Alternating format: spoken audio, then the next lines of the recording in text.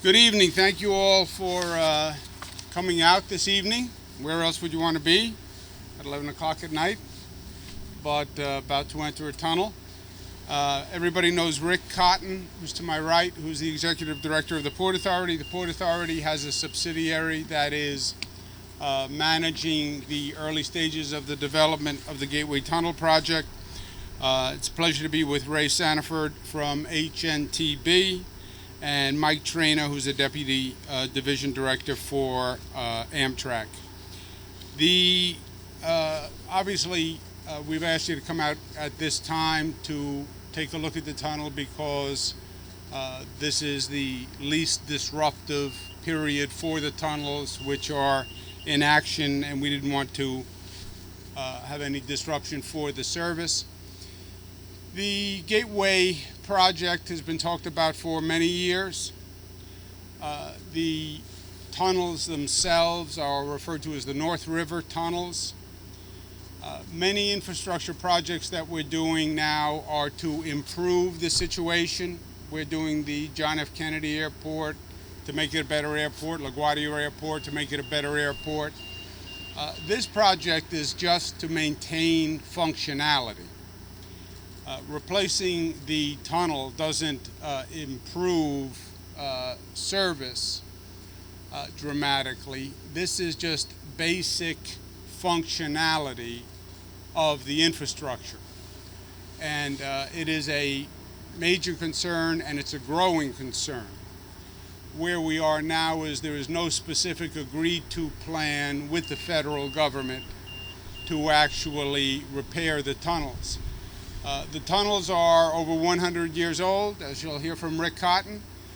The way they were built, these tunnels, was basically in cast iron tubes that are laid on the river bed and over time sink into the silt of the river bed, but they are not deep tunnels. They're maybe about 20 feet in the silt of the riverbed.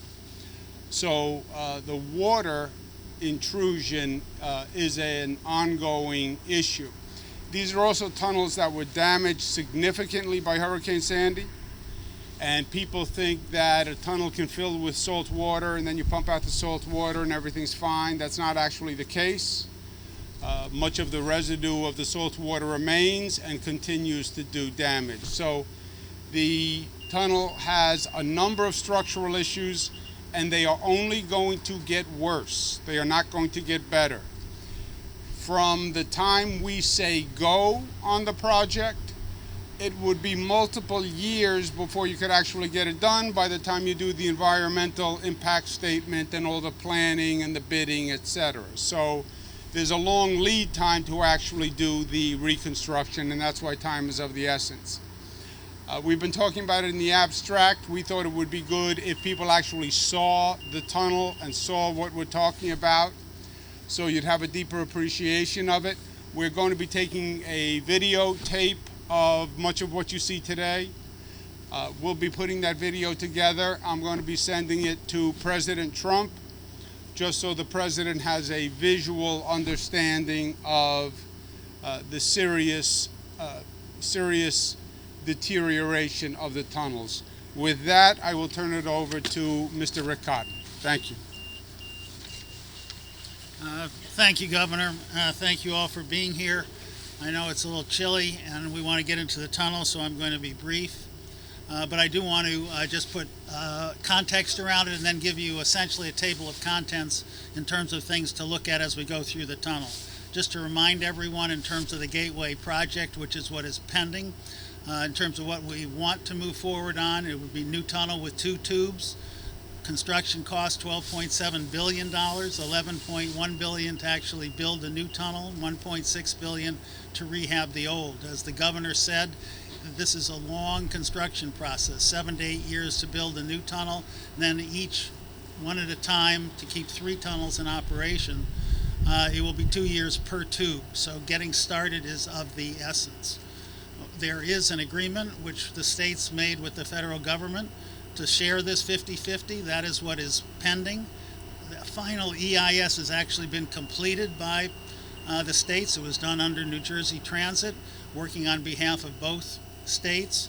It's been submitted to the federal government. It's been pending there for 9 months, and we have filed an application for the 50% federal share, and the states have already, with the Port Authority, have already pledged the 50% of the local share.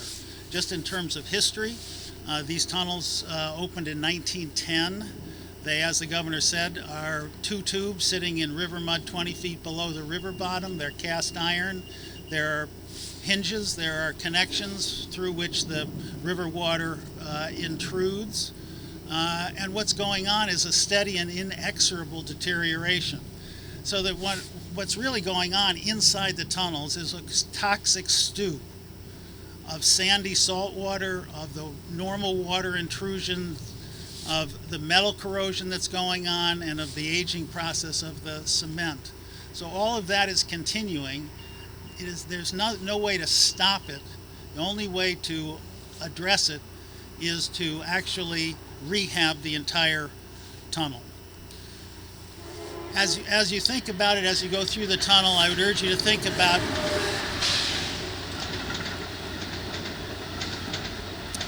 trains are running right now. Service is working.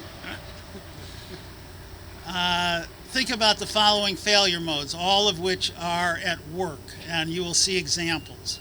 In terms of concrete deterioration, which I want to say a little bit more about, it is happening on the ceiling, it's happening on the bench walls, which you'll see, and it is happening in what is called the splice chambers, which are essentially manholes that repeat about every 400 feet. The significance of, and I'm going to go to the next chart here, the significance, as you think about it, is that what is happening in terms of the salt water and water intrusion, that is at work deteriorating the cement. But at various places in the tunnel construction, there is metal. What is the arrows at the top are pointing to is that along the top curve of the ceiling, there are metal supports.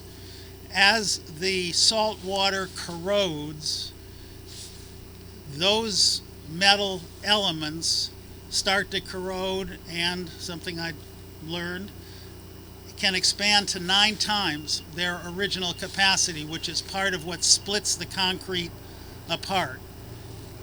Every 400 feet in terms of the splicing chambers, there are metal supports there. And you will see that those become places where the concrete becomes most damaged. This is one picture of what can happen.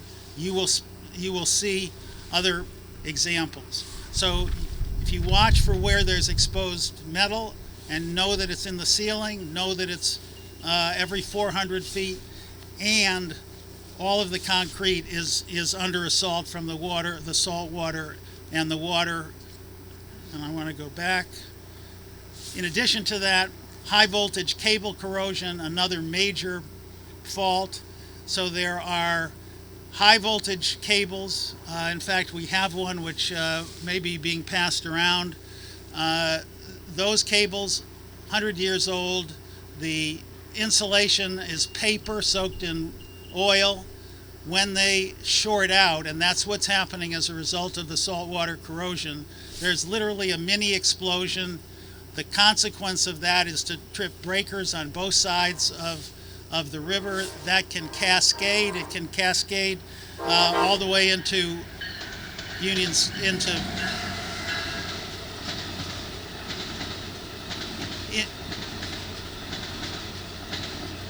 Penn Station. In order to repair it, they have to find where the short took place. It is then a long and very difficult splicing process. A tube can be out for a week or more. At that point, the tunnel goes from a capacity of 24 trains an hour down to 6. In addition, there is salt water under the tracks and the ballast. There are blocked drains. Icicles form during the winter from the water leaking in. Those can come in contact with the catenary. So all of these are failure modes that put the tunnel at risk. concrete pieces fall off, damage the catenary. You can have a train pull down the catenary. An incident like that happened in September. Right here, it was 2.5 days to repair that, during which the tube's carrying capacity was highly compromised. So we have experts. They can go into much more detail on any and all of this, but as we go through the tunnel, you should be looking for all 6 of these failure modes. So with that, if there are on-topic questions, we'd be happy to take them. We have experts as well as myself. Or we can take questions on the tour. Okay? We'll take the tour.